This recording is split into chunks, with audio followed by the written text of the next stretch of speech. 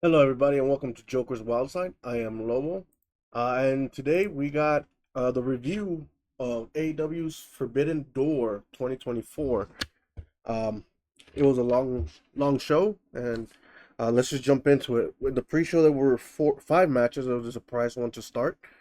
Um, it was Serpentico versus Kyle Fletcher, kind of a squash match. It was uh, no grade given to that one. Um, it was just trying to get Kyle Fletcher on a winning streak again. There was also a few other matches in the pre-show, 0 hours they like to call it, in no particular order. There was Yuta, Titan, and Takahashi versus Mystico and the Lucha Brothers. That one was a pretty good match. A bit short, but Mystico ends up getting the victory, tapping out Yoda, I think it was, or Titan. But yeah, it was just a bit short. I did not think Khan was gonna give the foreigners much of the spotlight in this match, but they did, giving Tanahashi and Mystico specifically some highlight. There was also the four-way tag match with Kyle O'Reilly and Tomohiro Ishii versus House of Black versus Private Party versus a Kid and Roderick Strong. Kid and Reddick Strong end up breaking down towards the end of the match, uh, as their chemistry was not there. It was an okay match, very physical, especially between Ishii and a few others from, for instance, House of Black. They were really trading chops and stiff forearms. Loved it. Uh, there was a brainbuster or suplex that turned into a brainbuster. Looked very, very sketchy, but uh, turned out everybody was okay. But it was an okay match, very physical. House of Black gets the win with the chaotic end, but they it was a pretty good match. We had Nightingale, sorry, and Tama Nakono versus Chris Statlander and Momo. I didn't care. I'm not a big fan of Willow. Uh, I'm a bigger fan of Chris Statlander. It was a good match though, regardless. Chris and Momo kind of had their moments where they might have broken down, but um, yeah, Willow Nightingale and Naka Nakano, sorry, got the victory there. Uh, then the final one of the final matches here in 0 hour, no, the final match was the Orange Hearts Foundation Women's Tournament with Mariah May with Tony Stork coming out versus Saraya, formerly known as Paige. It was an okay match. It was I was surprised that Mariah got the win, but the crowd is behind her, especially with their story with Tony Storm, her and Mina being involved in like a love triangle. But either way, May gets the win in an okay match. Saraya looks like she needs to get back in the ring more constantly. A little bit of rest for sure. Um, then we go into the main card. We have the first match was MJF, his return versus Hechicero, which MJF respected the dangerousness of Hechicero right off the bat. It was a good match. MJF doing his normal skit, but also did a lot of legends like taunts and moves that even Taz called out. That he pretty much did every legend skit at one point. But good match regardless. Echishero did get some offense off. Obviously MJF got the win on that one. The second match in the show was the Elite, being the Young Bucks and Okada versus Hiroshi Tanahashi.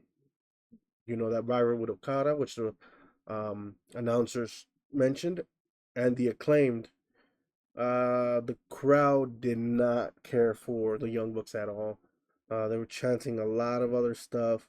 They're chanting CM Punk and all this other crap. I think the crowd have turned completely on the Bucks, but we will see what they do with it. They're just leaning into it. The Elite do get the win here. Um, it was an okay match, nothing too crazy, as expected. No titles on the line or anything. The third match was Owen Hart's uh, men's tournament qualifying match with Daniel Bryan, the American Dragon, versus Shingo Takeshi. This was a great match in my opinion. Um, Very physical, very technical, which is Brian Danielson, sorry, mo. That's the way he wrestles, and very physical. Uh, Brian Daniels does get the win, and Shingo Takagi kind of like passing out from the submission, refused to tap out. This was a great match, probably one of the best matches of the night. Um, Probably the third best match of the night, even though it was very, very good. The fourth match was the AEW Women's Title of Tony Storm versus Mina and Mariah May being in the middle of it. Uh, it was a lot of show, pretty much showmanship. Great storytelling, especially between her Mariah May being not being able to choose between both her best friend and someone she called her mother figure, pretty much. Um, Even the match was a great storytelling. Um, Mina, I had not really heard too much about her before, but she is shows she's very good. Uh, she's very charismatic. She talks a lot of smack in the ring, but it was a great match. Definitely great match, especially the ending where they kind of all hug it out and just agree to love each other. I guess. Great match. Number five, we have Orange Cassidy versus Zack Saber Jr. Um, I mean, anything with Zack Saber Jr. is very technical, as that's what he's known. That's his style. But there's also some very good physicality with Zack stomping out Orange Cassidy's hand, trying to prevent him from that Superman punch, but also taunting him for putting those hands in his pockets. Um, Also, they had a lot of great dragon screws here. One that looked like it tore something up. I don't remember if it was on Zack Saber Jr. or on Orange Cassidy, but it looked crazy. It looked like he definitely tore his ligaments or popped that knee out. But great, great dragon screws throughout this match. Zack Saber Jr. does get the win and kind of gives a little nod to Orange Cassidy at the end, just staring at him. Uh, Good match. At six, we have Hook, Samoa Joe, and Shibata versus the Learning Tree, Chris Jericho, Big Bill, and for some reason, Jeff Cobb. I guess he was a hired hand. It was an okay match. Um, the crowd are not behind Chris Jericho's Learning Tree. They do not care. A lot of him being chanted to retire. Some people saying he got it, he still got it. Others saying no. So it was a mixed bag, but yeah, this is probably one of the lesser popular Chris Jericho uh, character changes recently. Um, there was some good physicality, especially when Shibata came in. I mean, Hook, Samoa Joe, and Shibata are known to kick people's asses. That's their stick. They go into it, they suplex and they beat the snot out of people. But yeah, and then Hook beat Chris Jericho with the Judas effect that even Taz called out in the commentary, getting Hook, Samoa Joe, and Shibata the victory there. It was an okay match. Um, Not my favorite for sure from the show. Number seven match, we have the TNT Championship ladder match for the vacant title that Adam Copeland vacated because he broke his leg. Um, do Jumping off the cage onto Christian.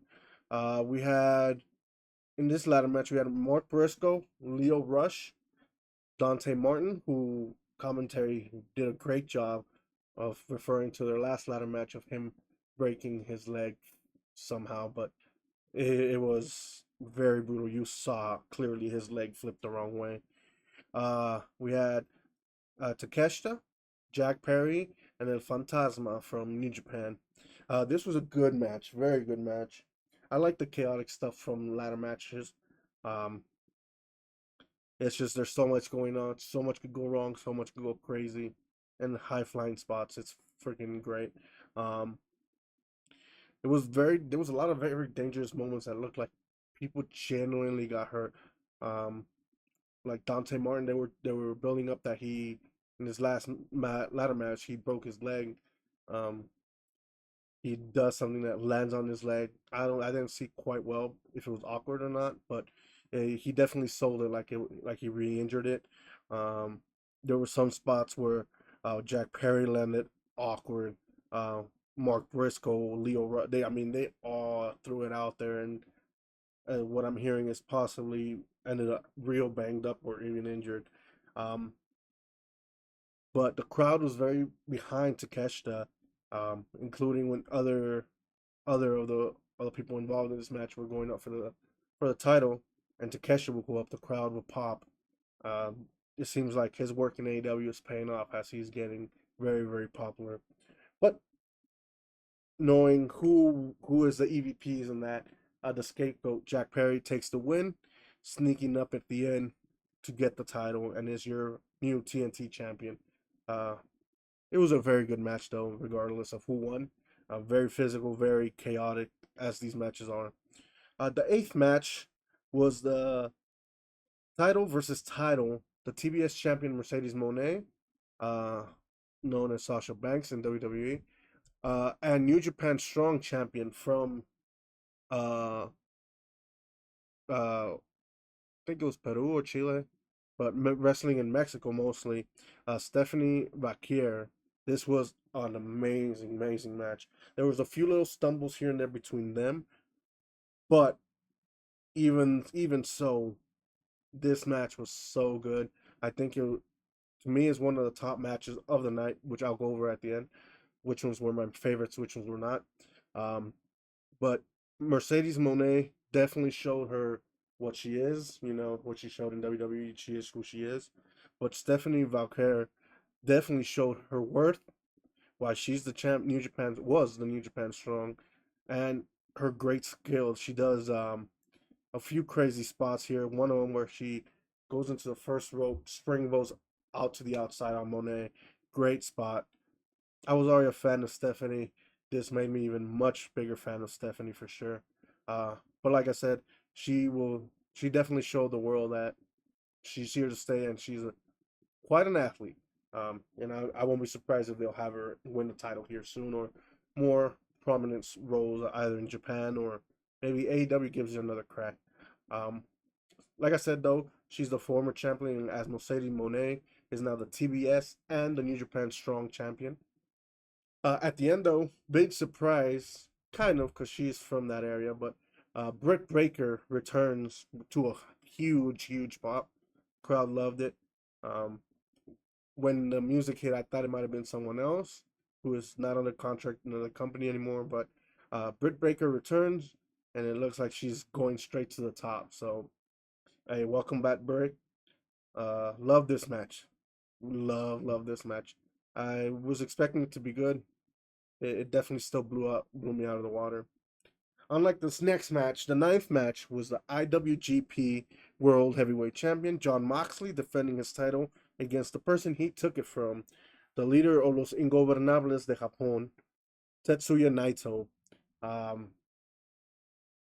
it was okay. It was pretty good till somewhere towards the end of the match. I don't know what happened, or like it was either miscommunication or timing or maybe a concussion or something that they were acting weird. It was just something was off where the moves weren't hitting on time or the timing was off, whatever it might have been, but it was off a little bit, so definitely brought down the match quite a bit. Um, Before that, it was very physical. It looked for a second. I mean, Naito was doing a lot of spitting at his face, Moxley's face. But regardless, even Jim Ross, who was in commentary, noticed this. But it looked like they were gonna go into a fist fight for sure for a while, but it came down. But something happened where I don't know if it was John Moxley or Naito not communicating or an injury, but the the the transition into certain moves were off by quite a bit. So brought this match down quite a bit just to okay match. Um, and I'll talk more about it here in a bit. But our final match was the AEW World Champion Swerve Strickland defending his title against Will Ospreay, the Aerial Assassin. This was a great freaking match. Extremely physical, extremely dangerous, especially sunspots. Will Ospreay did some. Obviously, he was wearing the Hayabusa style apparel.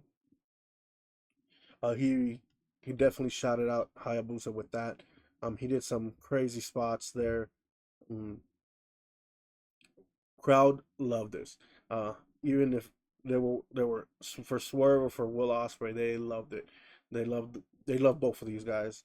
You also saw, oh man, MJF and looking over, and I can't remember the other guy's name, but they zoomed in on him watching the match as well, up above. But great match. Swerve retains his title and gives Will Ospreay a little bit of a pat on the head, as if I remember correctly, one of his family members just died. So it was a rough time for Will. So Strickland gave him some love there.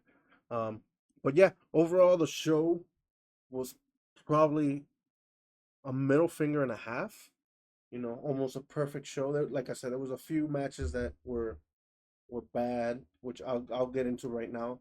Two of them, one, well, they weren't bad. It's just I did not care for them. First is the Willow Nightingale, specifically her. I don't care for her. Um, and Nakano versus Stanlander and Momo. I'm a big fan of Stanlander, but this match overall felt a little short. Fell short, sorry. And like I said, I'm not a big fan of Willow, so I kind of didn't care for this match too much.